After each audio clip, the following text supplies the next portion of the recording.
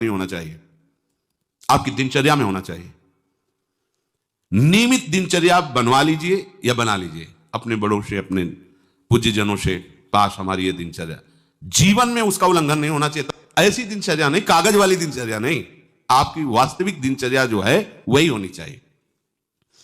जिस समय जो आदेश हुआ है कार्य का, आपको उसी समय वही कार्य करना है।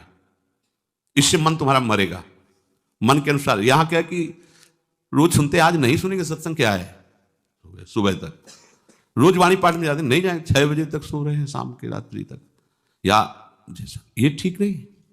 चलो आज ऐसा कर ले, नहीं ठीक नहीं, जो नियम दिया गया वैसे ही चलो। अगर नियम से चलोगे तो उससे लाभ क्या मिलेगा? एक तो परमानंद की तरफ बढ़ रहे हो, दूसरी बात आपका मन मरेगा। मन नियम से मरता है। इस मन का स्वभाव बदल जाएगा यदि आप नियमवर्ती बनोगे। नियमानुवर्तिता से मन आपके अधीन होगा। नियम बनाओ आप। नियम अगर आपने नहीं बनाया तो परमार्थ की चढ़ाई पर नहीं चढ़ सकते हो। परमार्थ में आज तक उसी को लाभ मिला है जो नियम से चला है। किसी ने पूछा किसी से कि क्या नियम है आपके, तो उनका हमारे संप्रदाय में तो नियम है ही नहीं। गजब की बात कह दी। यहां का जो नियम है वो प्रेम से शासित है। प्राण चले जाएं पर वो नियम छोड़ सकते हैं? देखो ना, मन क्रम वचन त्रिशुद्ध सकल मत, नियम नहीं है। जो आप कह रहे हैं उसी के अनुसार जीवन चलाना है। प्रियालाल के सुख का नियम, प्रियालाल के नाम जप का नियम। प्रियालाल हमारे यहाँ कोई नियम ही नहीं, मतलब खाओ पियो पड़े रहो केवल से। आप समझो, समझ के बोलो, ऐसे किसी को मत बोलो। परमार्थ में आज तक जिसको भी लाभ मिला है नियम से चलने वाले को प्राप्त हुआ है। इष्ट आराधना में जो जो आपको नियम मिले हैं उनमें शिथिलता नहीं होनी चाहिए, और बहुत काल तक एक नियम में चलने वाले को सिद्धि प्राप्त हो जाती है। जिस स्थान पर, जिस आसन पर, जिस समय पर जो मंत्र जितना, वो नियम होना चाहिए। ऐसा नहीं कि आज 20 माला जप लिया तो कल 10 माला जप कर लिया तो 2 दिन जपा ही नहीं फिर आगे, ऐसे नहीं होता। एक नियमानुवर्तिता। 5 मिनट का भी अंतर आपके नियम में जब नहीं पड़ने लगेगा, नियमित नियत समय, यह संतों में देखा गया है। 6 बजे उठना, 6 बजे शयन, 6 बजे उनकी जो दिनचर्या, एक दिन अगर देख लो तो दूसरे दिन तुम कह सकते हो इस समय ये साधन कर रहे होंगे, क्योंकि उनका नियम है, वो वैसे मिलेंगे। बड़े बड़े महापुरुषों में देखा गया है। ये 2 बजे के जगने का समय तो मतलब जैसे लगभग विषयी पुरुष सब सोते हैं, ऐसे लगभग जो भगवत प्राप्ति की लगन वाले साधु 2 बजे जग जाते हैं सब। ये नहीं, कोई आश्चर्य की बात नहीं है, हमने देखा है। गंगा के किनारे जैसे ब्रह्म 2 बजे शुरू हो जाता है, कुआं से जल अर्चना और सब दिनचर्या, गंगा नहाने के लिए फिर जाना, बाद में यहीं से स्नान करके फिर बाद में गंगा स्नान करने जाना। जो अनियमित साधन करता है, यद्यप साधन अविनाशी, पर मन मरेगा नहीं, मन अधीन नहीं होगा, ध्यान रखना। अनियमित, नियमित, आज 1 घंटे बैठे, कल 30 मिनट बैठे, परसों 10 मिनट और फिर आगे बैठे नहीं 2-4 दिन, बिल्कुल नहीं, ऐसा नहीं। चाहे 10 मिनट से शुरुआत करो तो 11 होना चाहिए, कभी 9 नहीं होना चाहिए। और बार बार दिनचर्या का परिवर्तन नहीं होना चाहिए, मंत्र का परिवर्तन नहीं होना चाहिए, नाम का परिवर्तन नहीं होना चाहिए। खाने पीने का, शयन का, जगने का बिल्कुल नियत समय होना चाहिए मन को वश में करने के लिए।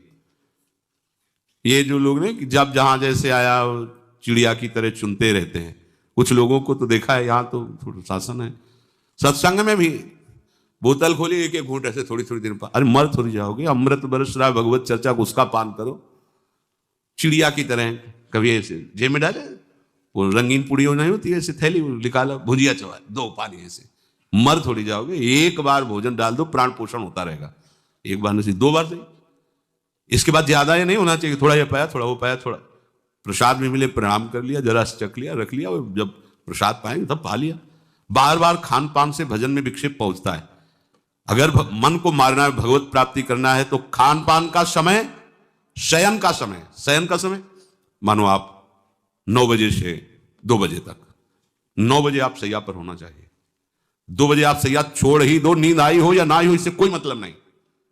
नियम सो नियम, ये नहीं आज रात में नींद नहीं आई तो आज सो लेते, नहीं, उठो तुरंत आपकी दिनचर्या। अपने लोगों ने अभ्यास जब किया ना तो उसमें यह नहीं कि जग के विचार करना है कि उठना है, जो ही घड़ी पर दृष्टि गई, आज तक भगवत कृपा से कभी अलार्म नहीं लगाया, बचपन से लेके अभी तक। मिले ही घड़ी तो अलार्म क्या लगाए, गग्गा के लिए घड़ी लेके कौन घड़ी देगा, गरीब किसानों के। एक समय निश्चित 5-10 मिनट के अंतर की बात नहीं कहते, तुरंत वस्त्र हटाओ, तुरंत। ये नहीं कि ओढ़ के ध्यान करेंगे, वो ध्यान नहीं होगा, वो सो जाओगे। वो पहले अगर सर्दी के समय हटा दिया, ऐसे खुले बैठो, ठंडी लगेगी। अब नाम जप करो जितनी देर तुम्हारा नियम हो, नहीं तो चलो अपना शौच स्नान पवित्रता। फिर उस शयन वाले आसन पे न बैठे, अगर फिर नहा धो करके बैठ जाओगे तो एक नींद पूरी और हो जाएगी उसमें। और प्राय लोग यही करते हैं ना कि पहले तो बोले नहाने धोने की जरूरत नहीं, नाम जप कर लेंगे, उसी में बैठे। ओढ़ के अगर बैठ गए तो सूर्य उदय हो गए, कितने नाम जपा उनको खुद पता नहीं, क्योंकि वो कम्बल की उसमें, या नहा के जल्दी से ओढ़ के बैठ गए फिर सो गए। ऐसे साधना नहीं होती। स्नान करने के बाद फिर आसन में बैठ कर बहुत साधारण अवस्था, ऐसा नहीं कि खूब गरम गरम कंबल ऐसे ओढ़, नहीं, ठंडी लगनी चाहिए, शांत बैठ, आंख खुली, ध्यान नहीं करना चाहिए, आंतरिक ध्यान करो। आंख मूंद ली ना तो सुषुप्ति में पहुंच जाओगे। ध्यान पूर्वक ऐसे, जैसे चातक स्वाति की बूंद को निहारता है। भागवत में आया कि कैसे श्रोता होना चाहिए, वक्ता के प्रति चातक दृष्टि से देखते हुए एक एक शब्द श्रवण इंद्री से वो पान कर रहा है, ऐसे शांत तो एकदम देखते हुए ऐसे पान। श्रोता सोई परम सुजान, सुनत चित्त रति करे। आपके वस्त्र पहनने का ढंग, चलने का ढंग, बोलने का ढंग सात्विक होना चाहिए। सोमवार को अमुक रंग का, मंगल को अमुक रंग का, बृहस्पति को अमुक रंग का, ऐसे चलने की भी अलग अलग स्टाइल, अलग अलग से डालना का। अगर भगवत प्राप्ति करनी है तो सात्विक चाल हो, सात्विक भाषा हो, सात्विक वस्त्र हो। इनका भी बहुत प्रभाव पड़ता है, वस्त्रों का भी प्रभाव पड़ता है, चाल का भी प्रभाव होता है। अभिमान की चाल देखना, छाती में हड्डी हड्डी पर फैला के चल रहे मानो सूरवीर है। हाँ, जांघ में मांस नहीं है, केवल पैंटे पैंटे दिखाई दे रहा है, बात ऐसा अभिमान है, ऐसे टांग चला मानो। ये सब नहीं, सात्विक वृत्ति से चलो, सात्विक कपड़े पहनो। ऐसा नहीं कि अब लाल ही पहनना है तो अमुक कंपनी का आना चाहिए, लाल रंग का या पीले रंग का। कितने का स्वेटर बोले 1,70,000 का। अपना जीवन सात्विक हो, सात्विक वस्त्र भी वस्त्र, और हमारा चलना भी सात्विक हो, हमारा बोलना भी सात्विक होना चाहिए। अब इसके बाद उपासक को देखो, ये तो नियमावर्तिता हुई, अपने मन के ऊपर हर समय दृष्टि रखनी। उपासक शब्द इसीलिए है, विषयी पुरुष नहीं रख सकता। उपासक को हर समय मन पर दृष्टि रखना है, क्या सोच रहा है, ऐसा क्यों सोच लिया इसने, ऐसा क्यों ये प्रेरणा आई, क्या हमारा भोजन गलत हुआ, क्या संग गलत हुआ, क्या हुआ, पूरी जांच हो रही। आप सच्ची मानना, प्रारंभिक बात तो अलग है कि मन पूर्वश, नहीं तो ऐसा नहीं है कि काम के विषय में सोचने लगे, ये लोभ के विषय, ऐसा नहीं है। आपका संग गलत हुआ, आपका दर्शन गलत हुआ, आपका गलत श्रवण हुआ, भोजन गलत हुआ, तो ही हो सकता है। नहीं, ऐसे नहीं कि भगवत चिंतन की धारा में बीच में काम आ जाए, बीच में क्रोध आ जाए। प्रारंभ में तो ऐसा होता है, लेकिन आगे बढ़े हुए उपासकों को फिर ये दिनचर्या में अपनी जांच करनी, क्या गलत हो गया, आज क्या खाया जो हमारे मन में ऐसे विचार आ रहे हैं, आज किसका संग किया जो हमारे मन में ऐसे विचार आ रहे हैं। यद्यपि बड़ा कठिन है मन की जांच करना, क्योंकि हम मन ही बने हुए हैं, तो जांच क्या करेंगे। जांच तो वो कर सकता है जो थोड़ा मन से अलग हटा है ना, दृष्टा भाव देख रहा है मन को। हम तो मन ही बने हुए हैं, जो चाहता है वो हम चाहते हैं। देखो ना, बहुत बातचीत से समझ में आता है। आज हमारी ये खाने की इच्छा है, आज वहां जाने की इच्छा है, तुम्हारी थोड़ी, मन की है। थोड़ा अलग हट करके देखो, फिर उसमें निर्णय करो, सही है गलत। जो जो विचारों में आप सपोर्ट दे देंगे वो मन के संस्कार बन जाएंगे। आप सपोर्ट नहीं देंगे तो संस्कार नहीं बनेगा। ये बहुत खास बात है। जब आप भजन में बैठे हो, साधन में, या चलते फिरते उठते बैठते, ये जो शास्त्र विरुद्ध गंदी स्फुरणा दे, आप बिल्कुल इसको सपोर्ट मत करना, नहीं ये संस्कार बना देगा। फिर वो आपके न चाहने पर भी आपको परेशान करेगा। और यदि आप बिल्कुल उदासीन रहे, जैसे पागल आदमी पीछे बोलता चला जाए, आप कुछ मत बोलो, वो दूसरी दिशा में चला जाएगा, ऐसे मन शांत हो जाएगा आपका। ये आपको फेंकता, आप परेशान मत होना, ये फेंकता रहेगा जो उसने जमा किया है, फिर शांत हो जाएगा, फिर नष्ट हो जाएगा, उसका विषय स्फुरण नष्ट हो जाएगा। अगर कहीं मन भगवत संबंधी सलाह दे तो उसको दुलार करना चाहिए, सराहना कर, वाह आज आपने बहुत सुंदर बात, मन आपको कभी कभी अच्छी सलाह भी, और जहां आपको बुरी सलाह देने लगे तो फिर उसको धिक्कार दो कि प्रभु से बढ़कर तुमको ये लगा, प्रभु के नाम रूप से बढ़कर लगा। अंदर होना चाहिए, बाहर भले मत। ऐसे हो गए ना, वो सुधरने लगेगा। बस ये अच्छे से ध्यान रखो, जब ये गलत प्रेरणा करे तो या तो एकदम उदासीन और या फिर इसको डांट लगा दो, प्रभु की तरफ चलना है, क्या गंदी बात अंदर। नहीं नहीं, अभ्यास से मन असत कार्यों को छोड़कर भगवत कार्यों में लगने लगेगा। धीरे धीरे जब इसको स्वाद मिलेगा तो पूरा का पूरा ये आपके अधीन होने लगेगा। ऐसा नहीं है कि मन वश में नहीं, मन वश में की वश की बात, मन की ताकत नहीं होती कि विषयों में चला जाए। आप करके तो देखो भजन, नहीं ऐसा होता तो पूरा जीवन बर्बाद हो जाए, फिर वो मन ही वश में नहीं होता फिर क्या। नहीं, ऐसा नहीं, पूरे जीवन को पढ़ा है। साधु की सबसे बड़ी पढ़ाई मन की होती है, वो मन को पढ़ता है, पूरे जीवन मन को पढ़ा है, उसने देखा है मन, अब क्या परिवर्तन, अब क्या परिवर्तन, अब क्या स्थिति, अब क्या स्थिति। सच्ची मानिए, एक दिन मन मनमोहन बनकर के अनुभव करा देता है, कहीं और अनुभव नहीं होता, इसी में अनुभव होता है, निहाल कर देता है, धन्य धन्य कर देता है। बस इसके असत वासनाओं, असत चेष्टाओं, असत स्फुरणाओं का आप साथ न दें तो ये आपसे अलग हो नहीं सकता, ये भगवदानंद में डुबो देगा। इसे अधिक से अधिक भगवत चर्चा सुनाओ, इसे अधिक से अधिक प्रभु की छवि के दर्शन कराओ। देखो, भरो, मन में भरो, खूब भगवत चर्चा करो। प्रभु की श्री विग्रह, आप जिस कमरे में शयन करते हो उस कमरे में कहीं भी कोई सांसारिकता नहीं होनी चाहिए।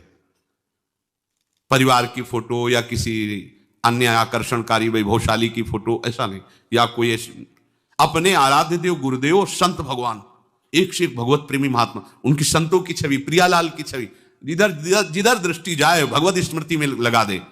उठते बैठते अपना तो कमरा अंदर से ऐसा ही होना चाहिए, पूरे कमरे में नाम लिख लो, राधा राधा राधा वल्लभ सिंह, राधा राधा राधा राधा, या लिखी हुई टांग, बहुत आपको लाभ मिलेगा। जिधर अब राधा राधा राधा, अखंड स्मृति। और उस जो आपका वास्तविक साधन कक्ष हो, शयन कक्ष हो, अगर ऐसा हो जाए तो बहुत बढ़िया है, अन्य का प्रवेश ना हो, कोई भी हो, सदगुरुदेव की शिवा, आराध्य देव की शिवा, उसका आप देखना, इसका बहुत बड़ा प्रभाव होता है। कई बार इस बात का अनुभव हुआ कि जैसे बाहर मन विक्षिप्त हो गया किसी बात से, किसी से, और जे भी एकदम जैसे एकदम बदल गई व्यक्ति, और भजन बड़ी तीव्रता से होने, क्योंकि वहां परमाणु भजन के वो भागवती कक्ष होता है। इसके लिए भाई जी ने भी सावधान किया, अगर ऐसा हो जाए तो, मान लो असुविधा है तो कोई बात नहीं, अगर ऐसा हो जाए कि भगवत मार्ग के पथिक का जो वास स्थल है, जहां वो शयन करता है, बैठता है, उसमें संसारिक पुरुषों का प्रवेश ना हो। इसलिए हो सकता शब्द लगाएगा, एक ही परिवार में रहते हो, आप ऐसा झगड़ा करोगे कि हमारे कमरे में ना जाए कोई रिश्ते नातेदार या अन्य परिवार के सदस्य, कठिन हो जाएगा। अगर हो सकता हो तो भगवत प्रेमी महात्मा की शिवा, भगवत भजन करने वाले की शिवा प्रवेश न हो, तो आप देखो कि उस कमरे में ऐसी परमाणु आ जाएगी कि आपका मन वहां प्रवेश करते ही भजन में लगने लगेगा, बड़ी शांति का अनुभव होगा। इसे खूब भगवत चर्चा सुनाओ, भगवत चर्चा करो, और भगवत श्री विग्रह के दर्शन कराओ, बड़ा लाभ मिलता है। जैसे आप जहां शयन कर रहे हो, सामने अगर अपने आराध्य देव की छवि हो ना, बार बार बार बार दर्शन का शौक, और कभी कभी तन्मयता एकाग्रता करते हुए अगर शयन कर जाओ तो स्वप्न में वही छवि के दर्शन करते हुए पाया जाता है। एकाग्रता का बड़ा महत्व है। अगर आप नाम में एकाग्र करके सो जाओ तो आप देखो जगते समय आपकी वही नाम चलता मिलेगा। मन के कहने में कभी अपने आप को मत फंसाओ। मन लोभी, मन लालची, मन चंचल, मन चोर, मन के मत चलिए नहीं, ये पल पल में कुछ और, ये भटकाता रहता है। जब तक ये प्रभु की तरफ आपको प्रेरित ना करे तब तक इसको अपना दुश्मन मानकर इसका विरोध ही करते रहिएगा। मन का जैसे अपने दुश्मन के प्रत्येक कार्य पर निगरानी करने वाला दुश्मन के प्रहार से बच जाता है, क्योंकि हर क्षण वो सावधान रहता है, वैसे ही जो उपासक मन पर नजर रखकर इसे दुश्मन के भाव से देखता है वो सावधान रहता है और मन के प्रहार से बच जाता है। जहां कहीं ये उल्टा आपको ले जाने के लिए करे, बस इसकी सुनना नहीं, बिल्कुल इसके विरोध में हो जाना। ये बड़ा बलवान है पर तुमसे बड़ा नहीं, ध्यान रखना, ये तुम ही से बलवान है, तुम्ही से खा पी के तुम्ही को पटकेगा अगर इसके अनुकूल रहे। और अगर आप अपने, तो ये इसकी ताकत नहीं आपको गिरा दे, क्योंकि बिना सपोर्ट के आपके कुछ नहीं कर सकता। पक्का आप सपोर्ट मत कीजिए, ये आपका कुछ नहीं बिगाड़ेगा। तो इसका स्वभाव है कि एक क्षण में अपने अनुकूल कर लेना। जहां दिखाया हम आपको जल रहे हो ना, अभी आनंदित हो जाओगे तो आप दस्तखत कर दोगे, जी बस वो ले गया। आपके दस्तखत के बिना कुछ नहीं कर सकता।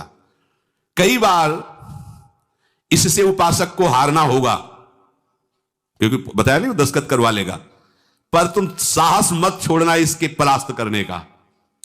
सैकड़ों बार ये हराता है। सच्चा उपासक वही है कि गिर करके, हार करके भी उसको हराने का उत्साह न छोड़े।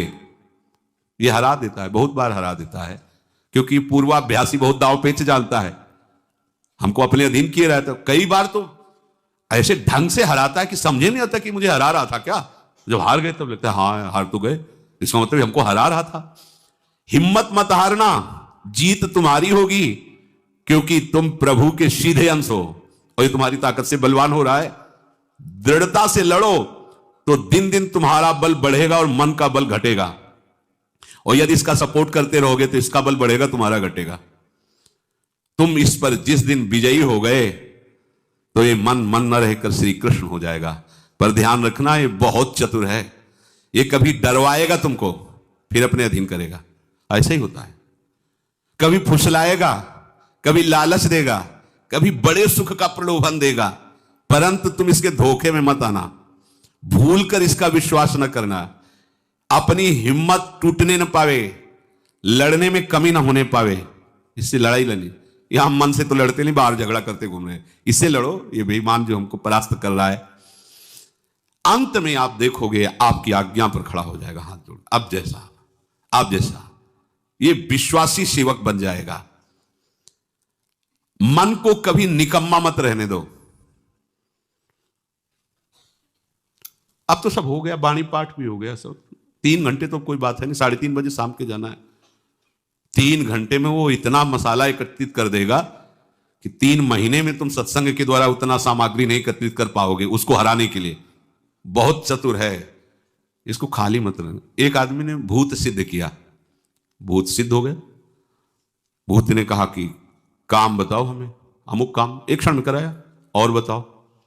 और क्या बताएं? बोले काम नहीं बताओगे तो उठा पटक देंगे तुम्हें, हम तुम्हें मार देंगे हम। वो जो भूत सिद्ध करने के लिए मंत्र दिया था, वो गुरु के पास गया। बोले महाराज वो तो कह रहा मार डालेंगे अगर काम नहीं बताओगे। ठीक है, एक लंबा बांस खड़ा कर दिया और कहा इस भूत को आदेश करो, इस पे उतरो चढ़ो। जब तक हम कोई काम ना बताएं तो यही तुम्हारे ऊपर का। बस ऐसे ही मन भूत है, उठा पटक देगा आपको किसी न किसी विषय में। इसको काम बताओ, क्या? राधे श्याम राधे श्याम राधे श्याम। चढ़ते उतरते रहो, इसे नाम में चलते रहो। जब और कोई काम होगा तो बताएंगे, चलो सेवा कर लो, बाड़ी पाठ कर लो। नहीं है ना, राधे श्याम राधे श्याम राधे श्याम। पक्का समझो भूत है, मार देगा तुम्हें। अगर राधे श्याम रूपी बांस में इसे चढ़ाओगे, उतारोगे नहीं तो ये पटक देगा किसी न किसी विषय में। फिर छाती जलेगी, दिमाग खराब होगा, डिप्रेशन में पहुंच जाओगे। ये ऐसे ऐसे कर्म करवा देता है कि लगता है अब भी इसकी जरूरत है। प्रभु के होके, प्रभु का नाम जप करके, प्रभु के मार्ग में अब भी इसकी जरूरत है। जो तुमने किया, जो तुमने सोचा, जो तुम सोच रहे हो, इसकी जरूरत है। बहुत सावधान, नाम कभी छूटे ना इसको। उसमें ये निकम्मा मन बर्बाद कर देता है। निकम्मा रहोगे तो इधर उधर की बातें सोचेगा। एक और बात बता दें, जब तक नींद ना आवे तब तक लेट करके भजन मत करना। किडनी थोड़ी खराब है तुम्हारी कि तुम्हें बैठने में परेशानी। अपने लोगों ने ऐसा किया है, अब जैसे रात्रि में है माला लेके बैठ गए, अब नींद नहीं आ रही है तब तक माला चल रहा है, भजन चल रहा है। जब नींद आने लगी धीरे से लेट गए। माला छाती में रखा है, अगल बगल कोई अपने माला में ही है। अब लेट करके कि नींद का इंतजार, तो नींद तो आए कि ना आए, लेकिन क्या क्या प्रोग्राम आ जाएगा वो आप देख लो। नए साधक सावधान नहीं रहते तो दुर्दशा अपनी कर लेते हैं क्रियाओं के द्वारा, अन्य चेष्टाओं के द्वारा। शयन के समय बहुत सावधान रहने की जरूरत है। दिन भर तो आपको ऐसी सेवाएं मिली हैं, ऐसे साधन मिले हैं जो भगवदानंद में डुबोने के लिए पर्याप्त हैं, लेकिन जो आपका पर्सनल समय है उस समय आप सावधान रहना।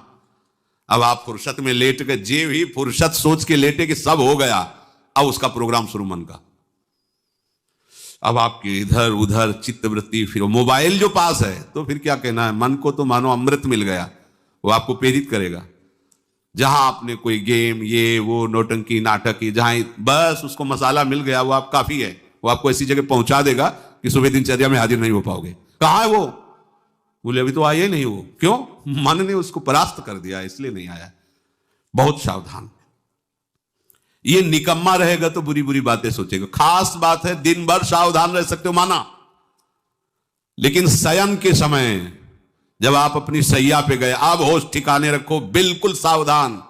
यहां थोड़ी तुम्हें सावधान रहने की जरूरत है, अभी तो सावधान आई हो, नहीं तो अभी खड़े हो, तुम्हारे पितर तक तृप्त हो जाएंगे अभी है। लेकिन कमरे में सिटकिनी बंद, अब शयन के लिए गए, अब होश में।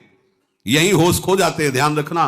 मन आपसे ऐसी चेष्टाएं कराएगा, क्रियाएं कराएगा, ऐसा दर्शन कराएगा, ऐसा सोचवाएगा, पूरे दिन की साधना को मटिया पलेट कर देगा, पोछा लगा देगा। हमारी प्रार्थना मान लेना, जब तक नींद ना आवे तब तक सोने के लिए आप लेटना नहीं। यदि जवान साधक हो, माला हाथ में, ऐसे दोनों हाथ कब्जे में है, जवान से नाम या मंत्र अंदर। अब थक गए, सो गए तो ऐसे सो जाओ, आपकी शैया परम पवित्र है। और अगर घंटा 2 घंटा इंतजार नींद का, तो पक्का वो भ्रष्ट करा के रखेगा, पक्का। हमारी बात लिख लो। सावधान, शयन के समय हर उपासक सावधान। उस समय विशेष आवश्यकता आपको भजन की है, क्योंकि वो एकांत है और आपके ऊपर उस समय मन को हावी होने का अवसर मिल गया। इसलिए सावधान। सत्संग को सुना जाए, मनन किया जाए और आचरण में उतारा जाए, और इस भूत को हर समय नाम रूपी बांस पे चढ़ाते उतारे। राधे श्याम।